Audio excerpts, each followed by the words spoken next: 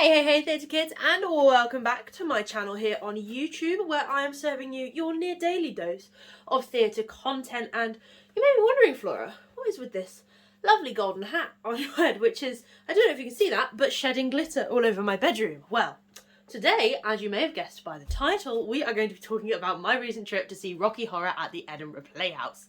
Now, before this sheds glitter anywhere else, I think I'm going to take it off. But there you have it. That was I saw these on the merch stand and just decided to treat my me and my friend Katie to them, as you will see in the vlog portion of this video. But without further ado, let's get into this.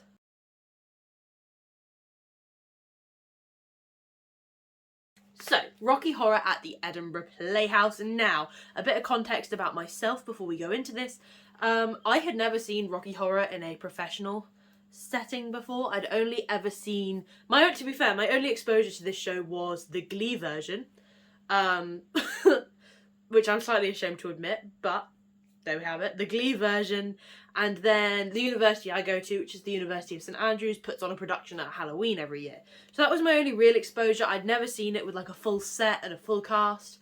So to have the opportunity to go and do it as the show is entering its 50th year of running here in the UK was an amazing opportunity. I didn't really know what to expect going into this, but as you will see in the vlog, I soon fell in love with the show. So I wouldn't really have it any other way, which is brilliant. So that quick aside about me and my familiarity with Rocky Horror as a show aside, let's throw you on to Flora of the past, who will be taking you for a quick little vlog about my experience. As you can see, I have already done my makeup. I went for like a reddish theme to try and, I'll take my glasses off actually, remove that lens glare, there we go, because I decided to try and match the theme of the show, go for something a bit darker, a bit more red than I usually would go for. But you're probably looking at this outfit going, Flora, you can't go see Rocky Horror in that. Don't worry, I am well aware. So let me show you guys what outfit I have picked out for tonight. Due to the weather here in Scotland at the moment, I can't go in a full costume because I don't want to freeze to death, but that doesn't mean I can't kind of try and get an outfit together that matches the vibe. Do apologise about that, that is my fire alarm in the background. Now, I did have several options as to what I could wear, but I eventually decided on my sparkly blue top because I wanted something that was glitzy and fun like the show, but wasn't going to be too uncomfortable to sit in. And if you recognise this top at all, it's because that's what I ended up wearing to the Dirty Dancing gala as well. So yeah, there we have it. I have my top on, I have my makeup done. All that's left is to go and pick my friend Katie up. So without further ado, let's go. Here we go. We have just picked Katie up and we are on our way to Edinburgh. It's saying it'll take around an hour, so fingers crossed we get there in enough time. Okay guys, so we made it to Edinburgh at last and we've had our lovely dinner at Five Guys as per. The sparkly top is still on, don't panic, it's just bloody freezing right now. It's Scotland, so it's not exactly super fun, nice warm toasty weather, but the theatre is right in front of us and it's looking gorgeous as always. I love that the Playhouse lights itself up in the theme of the shows. I think it's absolutely brilliant. I can't wait to get inside, so come with us. Okay, we have made it inside and we're up the stairs. It is nice and warm in here, so I will be taking my jacket off momentarily. So we finally made it into the theatre. Katie's very happy because she now knows the brand of Prosecco that the Edinburgh Playhouse uses, which she has been talking about non-stop. It's only when I drink. Non-stop since the My Fair Lady press night, because we had it there and it was brilliant. But we've just been given our programmes, which is very exciting. I'm gonna have to keep talking because I don't want this music to get copyrighted in the background. But Katie, what do you know about the Rocky Horror Picture Show? We're in for a treat. Because she's seen it and I haven't. So I am very excited. I'm definitely getting a bit toasty in the warm jacket here. But, what was I going to say? I just went but and then never... Your brain is a wonderful place. It is, it's like a sieve. But we have a couple of minutes until we get to go into the... She's found the Prosecco, because I know you guys are really concerned about that. But we have a couple of minutes before we have to go into the theatre and take our seats. We are in the stalls today, which is very exciting, the best place to be for Rocky Horror, as I have heard. So we're going to spend a few minutes looking through this, and then once we are in the theatre, I will pick it back up and talk to you guys again. Okay, so we are making our way down the stairs of this wonderfully decorated theatre towards our seats in the stalls, which is very exciting. I'll be sure to show you a view of what it looks like from where we are sat, if we can navigate our way down the stairs whilst filming without falling over. Which, if you know me at all, that's slightly ironic. We are sat either side. We're 25 and 26, and it says to go in different directions. But we're going to go just one way. But yeah, no, as Katie said, multitasking for me is not always the easiest. Ooh! I'm going to find out how much the hats are. We've got some hats, some mugs, some t-shirts of course, and there is also a tote bag which I really like the look of. It's really sweet. So the reason I cut it short when I was showing the merch was because we decided to get the hats. I think they really complete the look, don't you think? We have made it to our seats. Look at that. We're very much looking forward to the show. I've got a few more pictures to snap. Of course you have to get the stage and the programme picture as always. But I will let you know what we're feeling at the interval, so we will see you then. Okay, so I'm going to speak loudly so that you can hear me over Katy Perry, who is playing in the background, but we just made it to the interval and it's been absolutely fun so far. I'm of course wearing my glittery hat because why not? It's been so fun so far. The cast is so talented. And I keep forgetting, despite this being the first time I've seen the show professionally done, like just how many of the songs I know. I guess they're just that iconic.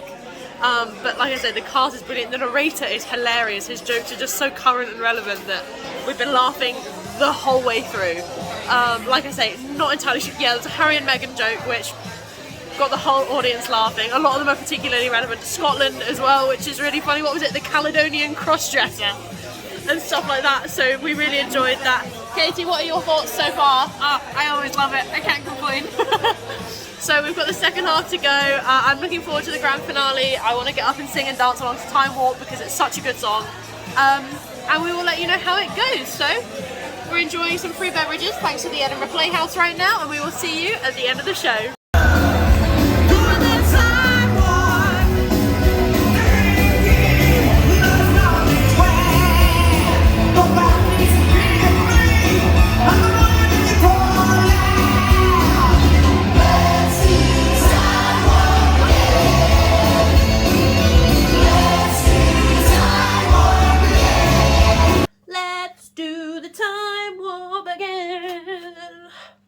It's so catchy. How can you not love that song? I was humming it the whole way home.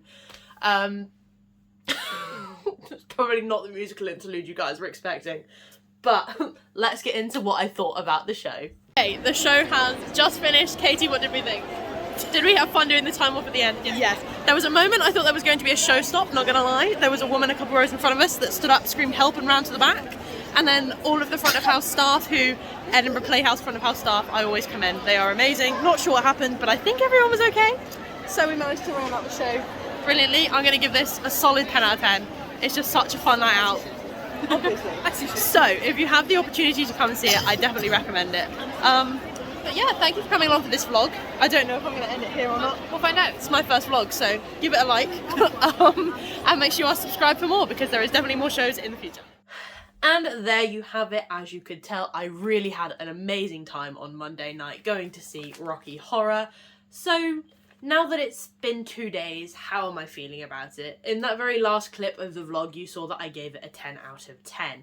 Now, the show was fantastic, okay? But when I'm trying to be as objective as possible, I often struggle giving things a 10 out of 10. Purely because I feel like a perfect 10 out of 10 doesn't exist. But if it did, I'd say Rocky Horror Picture Show would be very close up there. The cast was phenomenal, the band was amazing, the atmosphere in the audience was brilliant. There are a few things I'd say that kind of pulled back on me maybe wanting to give it a 10 out of 10 now that I'm a bit removed from the actual evening of the show. But none of those things were show related per se. It was more to do with the woman next to me being on her phone and sending texts. Though I elbowed her, maybe not so subtly as I think I did. But she put her phone away, so I don't really care. Because if you know anything about me, you know I'm an absolute stickler for theatre etiquette. And people being on their phones is just like such a bugbear of mine. It's like, I don't care how important of a text you think it is. Like, it can wait 20 minutes till the show ends. But let's get into sort of what I loved about the show, what I maybe didn't love as much, and whether I'd go and see this show again. Starting off with what I loved, I've got to say, I thought the set was phenomenal. I'll throw in some pictures here so you guys can see what I'm talking about. I'm just realising there's maybe more room on this side of the screen, so let's put them over here for a change, because I normally put them this side, but we'll go here. But the set, I loved it. The fact, obviously, you know, it is the Rocky Horror Picture Show. And if you don't know, the kind of vague plot is that you are watching a sci-fi movie. which is why the plot of the show maybe doesn't make any sense unless you know that. And so I thought it was really clever the way they had sort of like the old film strips going around the top to really make it feel like you were kind of watching a movie. And the set was amazing. It was brilliantly dynamic, yet sort of simple enough in its own way to kind of let the cast and the costumes shine. That's another thing. The costumes were fantastic. I mean, just they're hard not to love. They're iconic. They're classic, and they just really draw your eyes into what's happening on stage. And then, like I keep saying over and over again, you're probably bored of hearing this, but the cast was amazing. Everyone was just, it felt like they were giving it 120% energy. And the narrator, as you heard me say in the vlog, the narrator was just priceless. The number of jokes he made that were just so relevant and current. You could actually see some of the poor characters on stage trying not to laugh at what he was saying. So actually, let me work out who he is so you guys know who I am talking about, because he was phenomenal. Phil Franks. Just, I cannot get over how amazing he was. He made several jokes about Harry and Meghan, as well as, I mentioned in the vlog, the Caledonian crossdresser. And the way he interacted with the various things that the audience shouted out, it felt like it was just, like, to have that ability, it was almost like a stand-up comedian in that sense. It was amazing. And again, the audience participation in a show like Rocky, if you don't know, it's a show where you're encouraged to sort of shout out things and sing along and whatnot, and that was brilliant. I think it was maybe more subdued than I was expecting, because obviously I have been to it with a bunch of drunk students, and they get a little rowdier in terms of like shouting "slut" when Janet's on the stage and things. So that, I think, surprised me in sort of, I guess, how pulled back things were. But there was one moment in the song Over at the Frankenstein Place, I believe that's what it's called, correct me if I'm wrong in the comments, obviously the lyrics are, there's a light over, like, light in the window or whatever it is, and these people several rows in front of us had these like giant LED candles and they were like waving them back and forth. It was brilliant to see. I loved the creativity there. And then moving on to things that I maybe didn't like as much. Like I say, most of my gripes with this show have nothing to do with the show itself. There were a few moments where the levels of the music compared to the actors' mics wasn't quite right. That did make it a little bit hard to hear. But that sort of just kind of comes in the territory of the theatre. So you can't really hold that against people too much. But yeah, the woman next to me was a real pain. She was on her phone quite a lot, even after I told her to stop. So that's why I just ended up elbowing her, not so subtly, which seemed to do the trick. And then I missed quite a lot of the final song before the bows, the slow one that Frankenfurter sings, because there was some sort of medical emergency. Now, I'm not going to say this in like, oh, it ruined the show, because like, obviously, you know, the safety of the person is more important, but it was such a palaver and so many people were standing up and these. I was worried there was going to be a show stop. I'm not entirely sure what went on, but Edinburgh Playhouse's front of house staff handled it beautifully and seamlessly, and everyone, as far as I'm aware, is okay. So that is, of course, a brilliant thing to keep in mind.